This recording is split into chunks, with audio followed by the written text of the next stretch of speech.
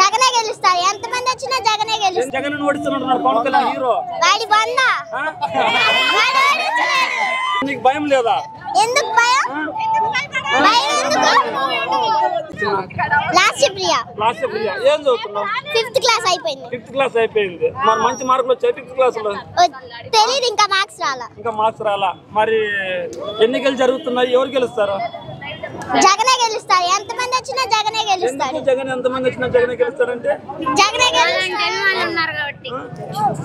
చెప్పు. జగన్ మంచి చేస్తున్నారు కాబట్టి జగన్ ఏం చేశాడమ్మా చదువుకున్న పిల్లలకి?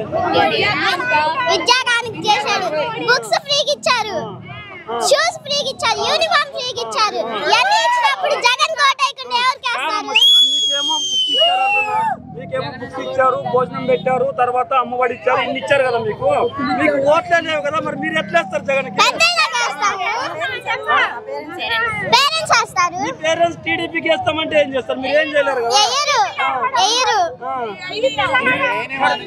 మరి పవన్ కళ్యాణ్ ఉన్నాడు కదా అటువైపు, మరి పవన్ కళ్యాణ్ కి ఓడిస్తానంటున్నాడు కదా. జగన్ ఓడిస్తానంటున్నారు పవన్ కళ్యాణ్ హీరో.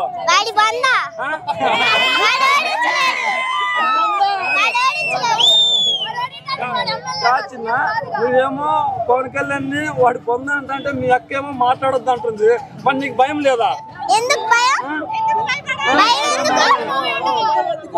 మరి టీడీపీ పవన్ కళ్యాణ్ ఇప్పుడు టీడీపీ వైఎస్ఆర్ అంటున్నారు, అప్పుడు మనకి మరి వాళ్ళకి భయం ఉండదా? వాళ్ళు అంటున్నప్పుడు మనం కూడా అనాల్సిందేనా? మరి ఇప్పుడు వాళ్ళేమో మనం అంటున్నాం ఈ రోజు.